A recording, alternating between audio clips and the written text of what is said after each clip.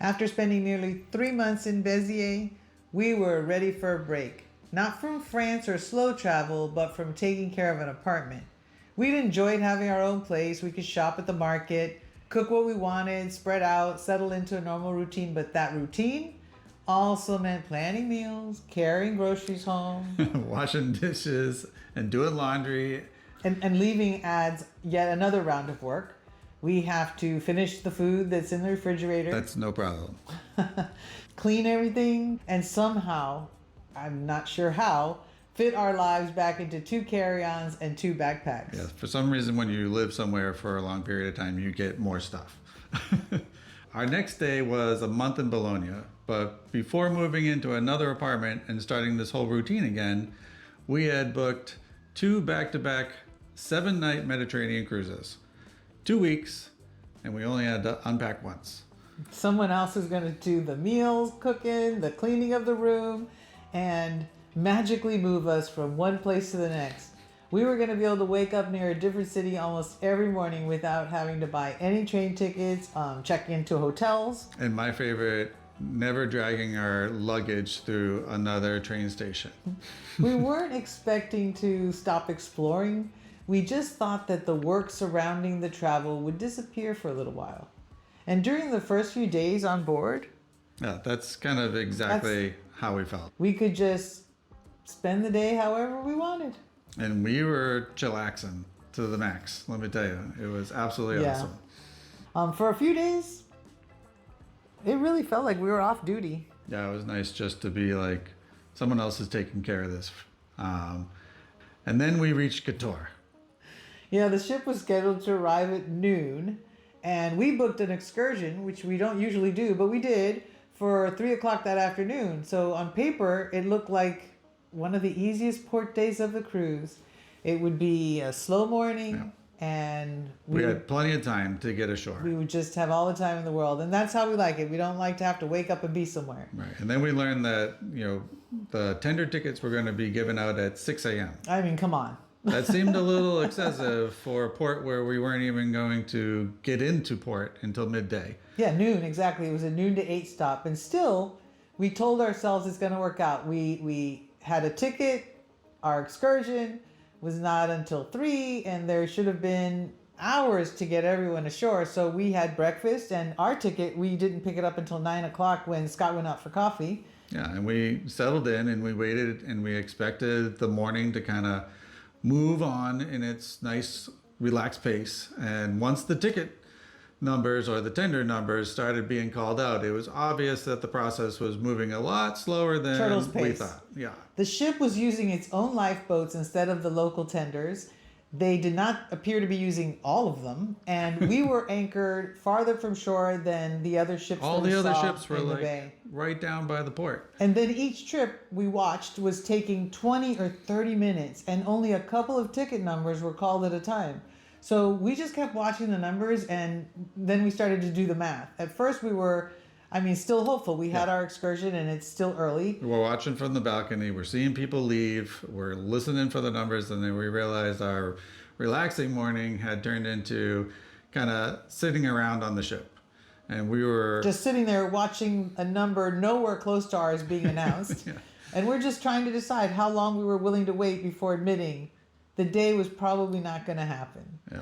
Eventually, the answer was pretty obvious. We were not going to make it. And that stung a little bit because seeing You were saying Montenegro, yeah, it was one of the reasons we booked this cruise. And the excursion could have taken us through the Bay of Qatar to Paras and Our Lady of the Rocks. I was just really looking forward to It was that. going to be really cool. But once we knew the day was gone, we didn't want to lose the rest of it sitting around frustrated or still listening for numbers. So we just decided, let's just go get a drink. Yeah, she really did. She talked me into it. I was like really stressed out, but then we just enjoyed the views instead. Yeah, we just thought, instead of standing here waiting for numbers, let's just go relax for a little while. So that was a good decision, because later we heard from people who had made it ashore that some spent hours standing in the heat waiting for a tender just to get back. Yeah, so we missed Qatar, but we did not lose the entire day. Forcing something that was no longer working and missing a port does not feel like our only chance Yeah, we can anymore. come back and see Couture without a tender number deciding how much time we Exactly. get. And that's what we said to ourselves. We looked out at this beautiful port and we're like, well, we'd rather probably come back and spend more time. Yeah. So the next time a port day fell apart, we were already off the ship on our second stop in Piraeus. Right. It was just Athens. We had booked a ferry to go to Aegina. Aegina. The plan looked simple. We and would get off the ship, make our way to the ferry terminal, spend a few hours walking around the island, and be back in plenty of time. That was the plan. But the bus got stuck in traffic, and we're sitting there waiting to get off. And the longer that we sat there, the more we watched time kind of disappear. So we just kind of So sad. got off at the next stop, and eventually we started walking towards running the ferry port. a little bit of a fast jog. walking. At that point, we were no longer having kind of like our fun, relaxed morning anymore. We were just trying to make the boat because we'd already paid for it and we'd already lost money in Couture, so we really wanted to get this one. And we reached the terminal and found out that the ferry had been canceled. They offered to move us to a later one, and we were in the process of like, sure, whatever, what do we need to do? When thankfully we asked a magical question of ourselves. Yeah, she asked well, it. what time is the return? Because we were going to be losing some time. So before agreeing, we asked specifically what ferry would we be getting on to come back, and the gentleman let us know that that one had been canceled too. Can you imagine? So yeah, that changed our decision immediately. We could have kept trying to make some version of the trip work, looking at other ferry companies and trying to get to the island, but There was no reason to put ourselves on an island with no return plan. And we were already uncertain about the ship. We let Aegina go. We went back to Athens instead. So we returned to the place we'd visited the week The before, Underdog Cafe. which we really liked, but this time we had breakfast. And we just spent the rest of the day wandering the streets that we didn't get to see the first time, because now we just had all this time to enjoy. And it was disappointing. Kind of, you're right. We were looking forward to seeing a new island, and now we were simply retracing familiar ground instead. But it was also a good reminder that when your time is limited, the backup plan really matters just as much as the original one. So here there was no slack to build in. There was only the schedule in front of us and the decision to protect it rather than force the day to go the way we'd planned it. Yeah. So by the second week, the pace has kind of caught up to us. We had another full day in Santorini on schedule. And normally, And normally this Yeah. is not a place where you would just skip. it's But- Santorini. Right. We had been there before twice, and we had done The first time with the family. Yeah. And then last week we walked the caldera, all the stuff most people go there for. But this time we had something different planned. Yeah, we were going to walk through. The town of Imorovigli, I don't know how to say it. And then we were going to bus over to Kamari and hit the beach. Right. That It's was what supposed we to were be this really cool looking black forward to. beach, and we were going to make our way back to Fiera. It was a and- great plan. good plan. We just didn't want to do it anymore. Or I didn't. I mean, nothing about the day had gone wrong. The way the Couture or Gina had, we just simply were. We were tired. We We were were tired. exhausted. It was just, it all caught up with us. This was our second stop in Athens and our second stop in Santorini. And by this point, we had done the same routine over and over again. We'd get up early, wait for the tender, Check for the cable car in Santorini, find the right bus, watch the clock the entire time when you're out there, because when you're on an excursion, that's how you are. and then do it all again in reverse to get back to the Right. ship before the final call. And none of that sounded relaxing anymore. Not anymore, right? Before it did. And it was a accumulation of every port day before it, I think, that all the small logistics stacking up until even a plan that we like started to feel like an obligation instead of an adventure. So we weighed the entire routine against how worn out I was, or we were. And we made a choice we would not have made in the first few days of the trip to cancel Santorini's second stop. We wouldn't have even thought of that. But we decided at this point to just stay on the ship anyway, even knowing exactly what we would be giving up. Yeah. That was probably the clearest sign the cruise had stopped feeling like a break every time we went ashore. Yeah, it was definitely no longer slow travel on this cruise. Here's the surprising part, though. I didn't feel guilty about it at all. You know why? Because we could always go back. Right. We had a nice quiet breakfast. We sat out on the balcony. We walked around the ship, and we just let the day be easy. Yeah, slow travel had already taught us this. You don't have to force every opportunity just because it's sitting there in front of you. Santorini was not going anywhere, and we could always go back. We had already seen enough of it to know that resting on that particular day was the right call, just for us. Not because something had failed, but because we finally let ourselves choose rest over another destination. And it felt like the most natural decision we had made the entire cruise. Not every port day felt like work. We went to Zadar and Split. Those two, they really worked for us. Yeah, there was a lot of walking and a lot of walls and beautiful old cobblestones. But in Zadar, we grabbed the bolt from the ship, brought us right into Old Town, quick and easy. We knew exactly how we would get back, another bolt. Once we got there, we just followed the food, right? We always have a food trip kind of in mind, one end of Old Town to the other, stopping wherever the food looked good. Split was even easier. I mean, we could just walk straight off the ship into the center. No transport to figure out. We didn't even need a bolt. No time wasted getting our day started. Instead of trying to hit every single attraction, we just walked through different parts of the city, paying attention to which areas we might actually want to come back and stay in longer. Because that's what this is all about. It's kind of taste testing all the places to know where we'd kind of stay if we came back. And we still had to watch the clock. Yeah, we did. And it was brutally hot both days. So, I mean, we kind of pushed ourselves, but neither turned into a scramble. Yeah, it was the same idea we had used in Athens. Food gave us a reason to walk through the different neighborhoods. Right. Athens was really fun that way too. Yeah, it was just a little different here, but it was still easy. And in Athens, that had meant, several neighborhoods. And we ended up in Thissio for its relaxed atmosphere, the coffee feel that it has. Yeah. And then we went to Siri, a close second, by the way, for us, for its late night energy. But we weren't there at night, but you could still... You could tell that the bars were going to be lit up. In Zadar and Split, it meant the same wandering instinct, just without a deadline, pressing quite as hard. What made these days work was not luck. It was giving each one a real purpose instead of a checklist.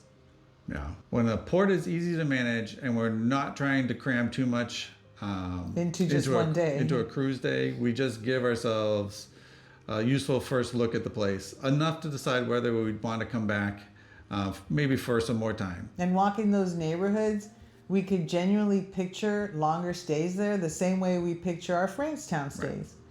But even on the good days, something was still missing compared to how we normally travel.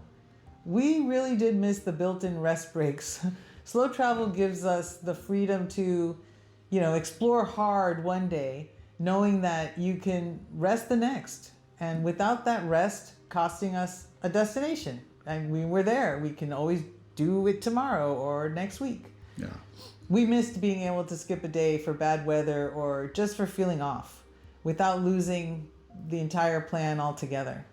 Yeah, and Zadar and Split kind of proved that a port day could still feel good. They just could not offer the flexibility that we had gotten with slow travel. Yeah, we when we step back from the individual port days, it's worth asking what these 2 weeks actually gave us, because we really do enjoy cruising. Right. So in a lot of ways, it was exactly what we needed. For 14 days, we didn't go grocery shopping. Yeah. We didn't have to plan any of our meals other than where we wanted to go eat. And we didn't have to cook or clean an apartment or handle any of the moving around ourselves. It was just so simple and relaxing as far as what we were looking forward to. So the cruise did deliver the break we wanted. Exactly. It just didn't deliver it in every way that we expected. Our everyday responsibilities really did disappear, but port days, they introduced a completely different set of decisions in their place. We traded grocery lists and dish towels for tender tickets, transportation logistics, meeting times, and the worst, the return deadlines we couldn't change. It was really tough to sometimes schedule your bus ride back to the port, and so that was very stressful. So we were always trying to pad in an extra hour. Yeah, there's still a schedule running our lives. It just belonged to the ship instead of belonging to us. Yeah. The relief was real. It simply came with a different set of demands attached to it. And we had not fully expected that trade when we booked these 2 weeks. Right. I mean, a cruise is still a cruise. You get to relax and you get to love it. And so after 2 weeks, we were definitely ready to slow down again. And what we found ourselves missing was not any one place That we didn't. we didn't get to see. It was the control over like when and how we explore. When we stay somewhere longer, we can explore really hard and then we can rest. Yeah, the rest following is day. the important part. Yeah, we and- can go back to an area if we did not get enough time there the first time. Exactly it's what I'm so saying. yeah, it's a perfect routine that we have. Some days it's just too hot and we could just do it tomorrow. If we're tired, we can take a day off without feeling like Yeah, or if it's a rain day, you if can it's take a a day rain off. day. So we're just not giving up our only chance to see something.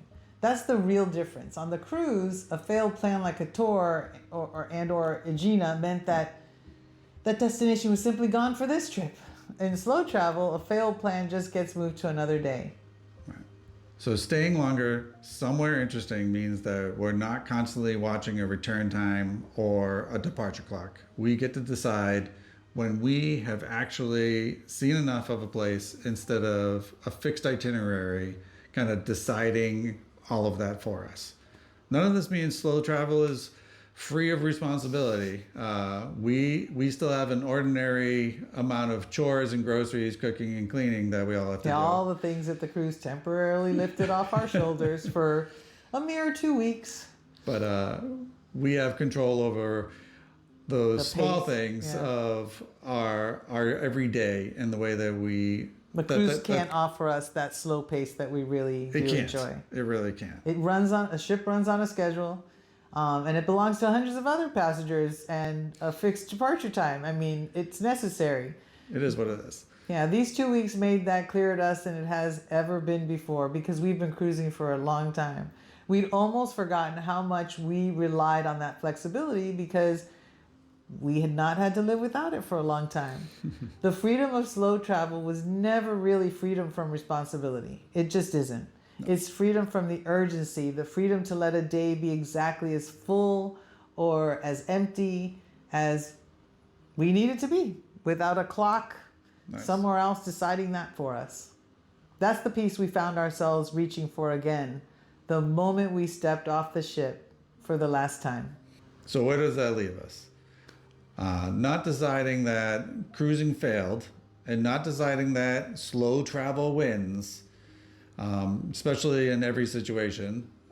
That would be an easy story kind of to present, right? But it would not actually be true to what these 2 weeks showed us. Each style kind of solves a different problem, and it's worth being honest about which problem you're actually trying to solve before you book either one. Right. So we know we're going to keep doing both.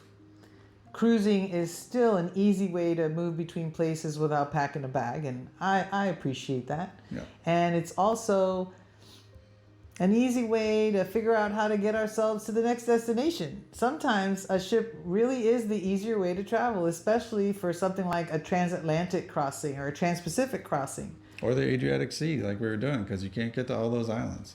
That's to visit them all, but getting to and from, that's a different story. I love those transatlantic, trans-Pacific ideas. And spending several days at sea sounds a lot more appealing to us than another long flight, and we plan to keep booking cruises for exactly that reason. Right. But we will approach future cruises a little differently than we did this time. We're probably going to book fewer back-to-back port days in a row. So hopefully cruises that have more sea days, believe it or not. That's not usually what we would look for, but that's what we're going to be looking for now, because that version of Couture or Aegina is bound to happen again, because that's simply the nature of moving through unfamiliar ports on someone else's schedule. What's really changed is the pressure we put on ourselves. Yeah, completely gone. We feel a lot less need now to maximize every single port or to treat every available day on a ship. Or in an apartment. Or in an apartment somewhere, yeah. As something that absolutely has to be used. Like we can just relax and get into a little bit of the place that we're in. Because in the end, not every port needs a plan. and not every available day needs to be used. We'll see you next time. We'll see you next time.